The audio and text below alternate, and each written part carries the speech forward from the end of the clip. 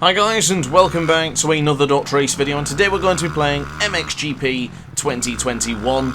Of course, it is now time for the Handcam gameplay and guide on how to help you improve your riding style and skill within MXGP 2021. Now, first and foremost to mention, I am playing on PC, but I am using a DualSense controller which is connected via Steam completely wirelessly and offers no input delay or any issues whatsoever. So first and foremost, you can see my hands, you can see my fingers, you can see how I'm manipulating the controller.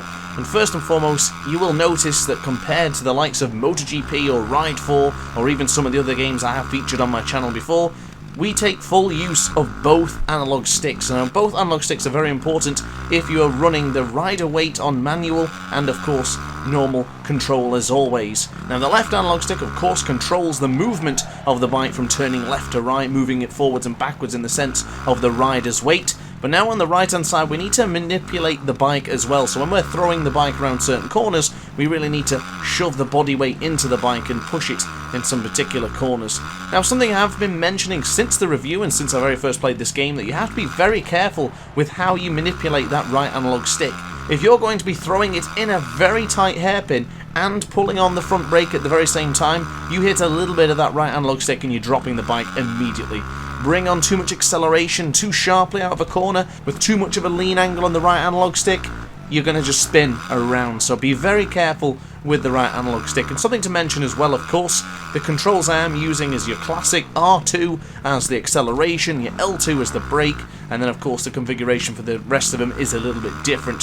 So the square button for me is the rear brake. It's to be used very, very sparingly within MXGP 2021. I don't use it that often, maybe 1 or 2 corners per track.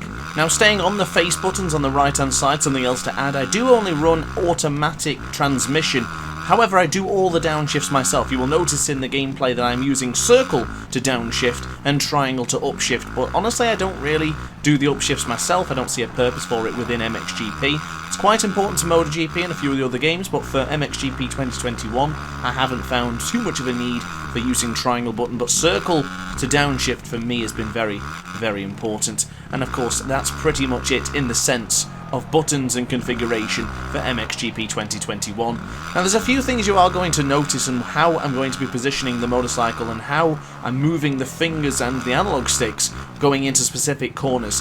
Now, there's some corners where you will use the right analog stick to try and push the bike into that little bit further without dropping it, and of course there's certain points where you'll actually just leave it and let it do its own thing. It's a bit of preference, you can use it if you want to, but I think the right analog stick this season, in this year's installment, is a little bit more firmer and more concise. So if you're going to be pushing it, you need to be pushing it just a little bit instead of going the whole hog. Last year in MXGP 2020, you could literally just push it however you wanted and you would literally never fall off. So it's certainly something to be concerned about and something to pay attention to this year. So moving on from Tim Geyser and Arleonok, we are now moving across to Matterley Basin in one of the most difficult tracks of MXGP in my opinion, and we are also using Romain Febvre on board the Monster Energy Kawasaki. Now, I think it's very important to understand this track because it's quite a tough one. The AI are really strong here, and I think this video is going to give you a good helping hand when you start your MXGP 2021 career mode. But for now, we're going to focus on the details and show you how I use my analog sticks. I think that's the biggest part to take away from this video, is to keep an eye on those analog sticks, because you're going to see some different things, such as here, for example, I'm actually pushing the left analog stick down, and I'm also pushing the right analog stick down ever so slightly. And the purpose for that is to keeping the weight on the rear of the bike, so onto the rear wheel rather than the front. If you're pushing it onto the front, you're effectively losing speed because the bike is just sticking into the mud. And also if you leave it in the middle, there are prone that you might struggle on a bump, for example. So once you get onto a bump and you're in the middle of it, you can actually go forward. So it's very important to keep the weight on the back of the bike. Let all the weight go onto the rear tyre so that it's gripping, it's staying into the dirt, and you can push it out with using a lot of acceleration. It's very small, but it helps a lot. So any tabletop section, as in bumps just follow after another, gently push backwards on the left analog stick. Keep that rear weight on the top of the jump and you should be absolutely fine. Now, this is also another little bit of a tabletop section, if you will. You kind of Monster Energy supercross it by going into the flow of that particular corner, or you can push all the way onto the back wheel and just try and skip across the top of every single little bump that you can see in that particular part.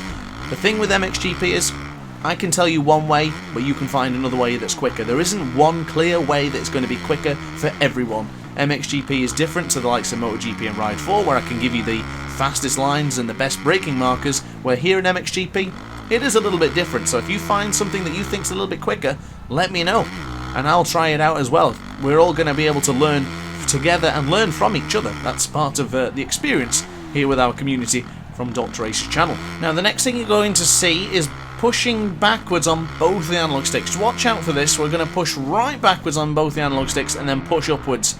That is very important. If you want to get the maximum amount of height on a jump, you need to push backwards on both analog sticks towards the very peak of the jump, towards the very part where you actually let go of the floor, and then you push forward. So you need to be pushing all the way onto the back wheel, keep on pushing it, and then chuck it forwards as you go over the jump. That gives you the maximum amount of height for a particular jump. I can't stress that enough. If you want to go for a high jump and you want to make it, push backwards on both analog sticks. That's where both of them are very, very crucial. Now, just swapped over to helmet cam because I do feel that the sense of speed and the jumps feel a little bit more natural when you're in the helmet cam. You get a better understanding for how much jump and how much sort of lean angle you need to apply. At least I do, at the very, very least. But going into some of these corners, you will notice that I'm using a very, very slight flick of the right analog stick every now and again.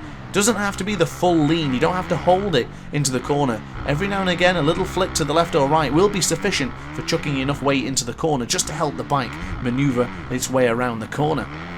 But as I mentioned, I'm using a lot of fingers and thumbs in this one. The analog sticks are getting a bit of a workout, and you're going to feel the workout as well. So I would suggest watching this video a couple of times, keeping an eye on those analog sticks and understanding how to use them and when not to use them. It's a very much a feeling thing. Honestly, I would really advise you to keep on trying it and just experiencing it, because it's one of those things that I can't just tell you this is how you do it throughout the entirety of the race or the practice session.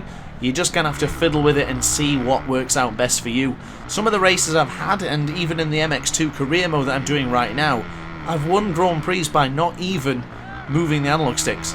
It's literally just a case of just riding it round.